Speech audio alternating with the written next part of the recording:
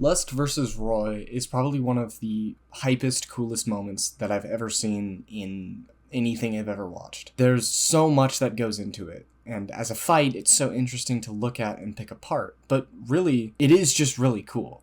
And if you've watched the fight, you know it's cool, and I could stop there. But I think it's very interesting to dig deep and find out why it's so cool, and why this one scene was enough to make a whole video essay.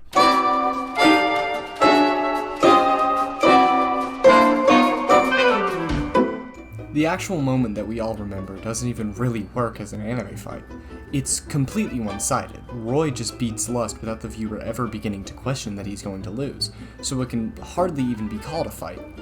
But I think that's besides the point, as I will discuss in detail how this scene goes far away from classic anime tropes to deliver a true spectacle.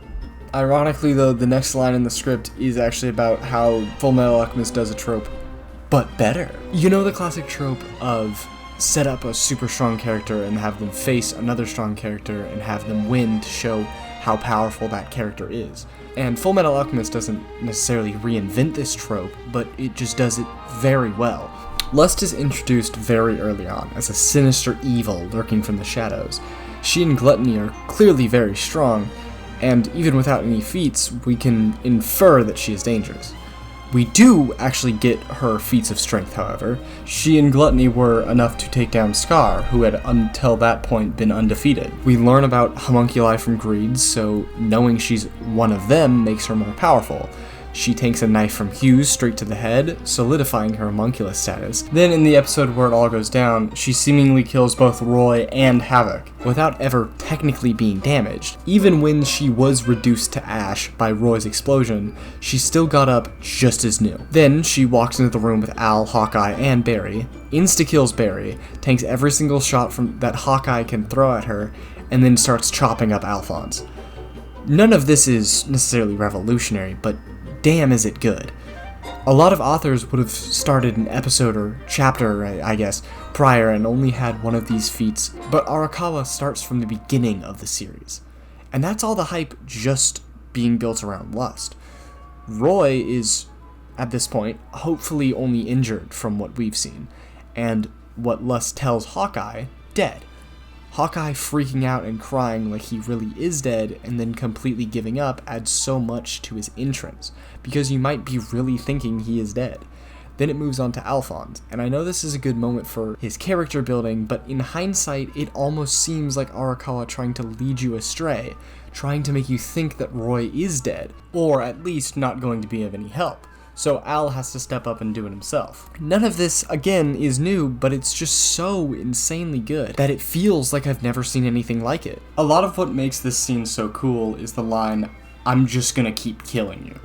Usually you can expect some secret ass pull out of a flashback to suddenly wake the character up to the truth so they can just fully beat whatever character they're fighting. And this can feel good in its own sort of way, but there's a distinct difference when it's something that's so far beneath the realm of hyper-intelligent anime characters and more on the scale of normal humans.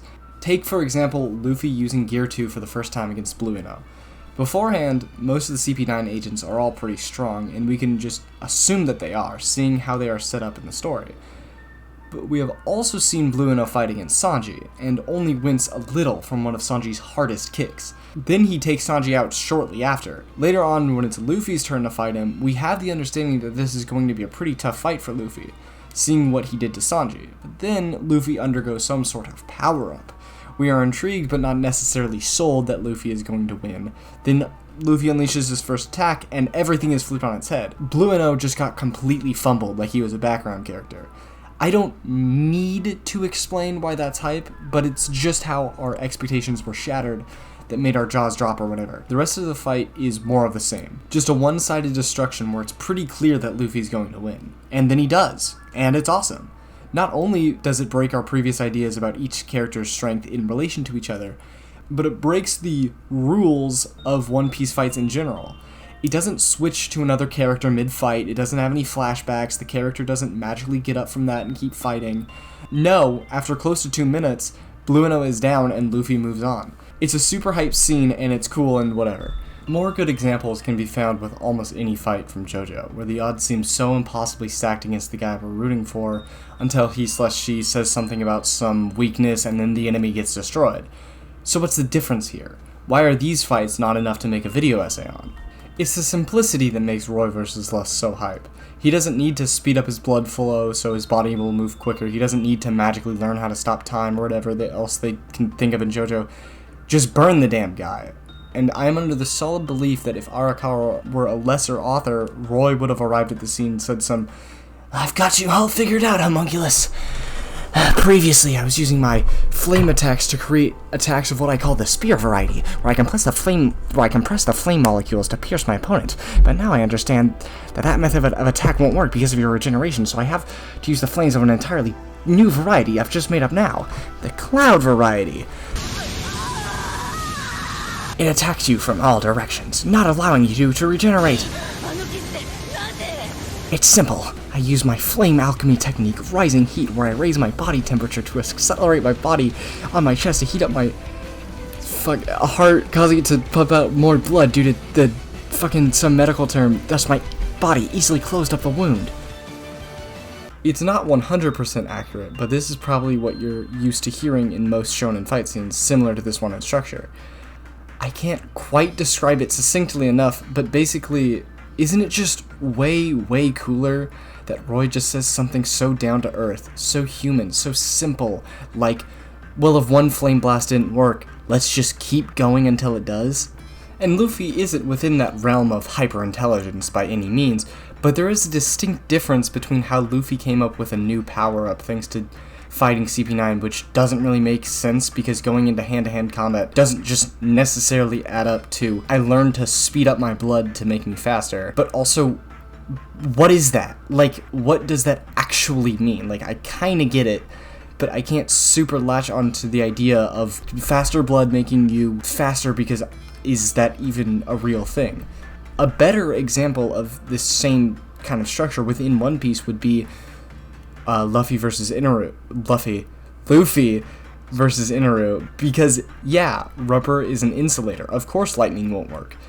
Another thing that's not only expertly demonstrated in this scene, but is also throughout all of the series, is that Roy is cool. But I think he deserves more than just being that, because it's pretty hard for other anime to make characters like him really work.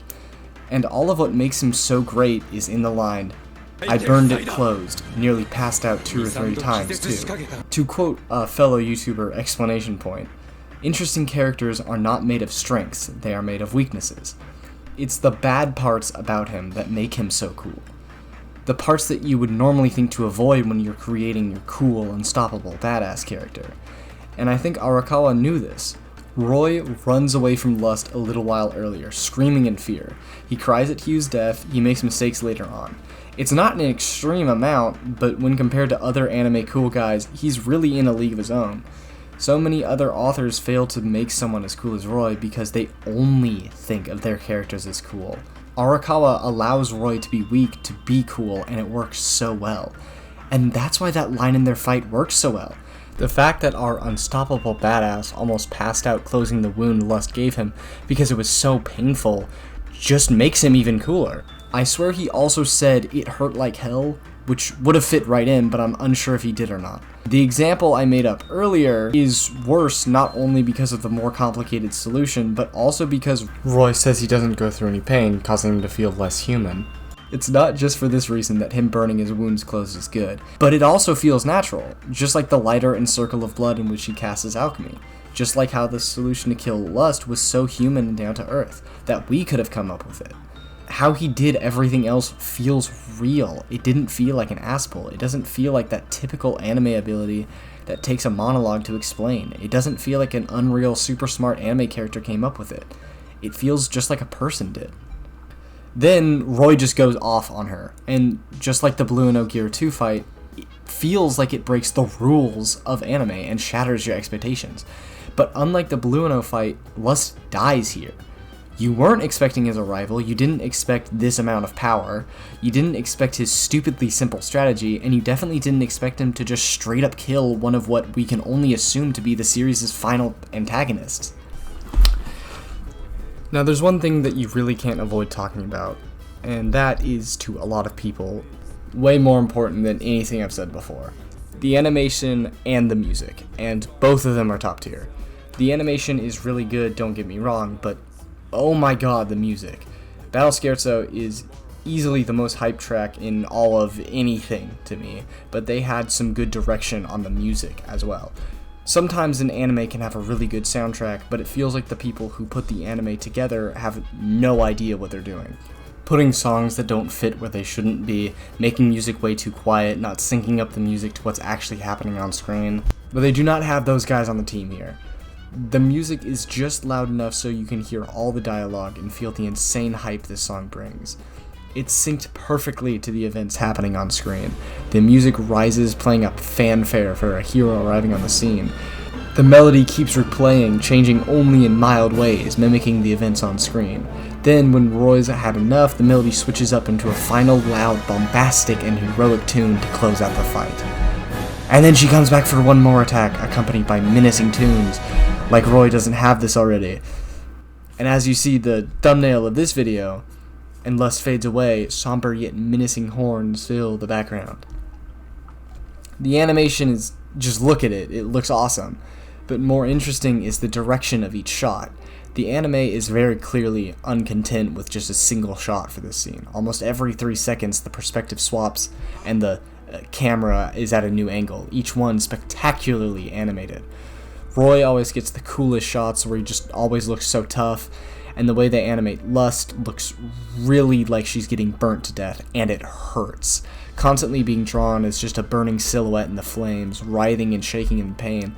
The animation would probably even look bad outside of the context, the way she jumps from extreme pose to extreme pose with what seems like no in-between frames, but it fits perfectly within context, giving you the feeling that she really is just in agony and completely helpless to stop Roy's onslaught of attacks.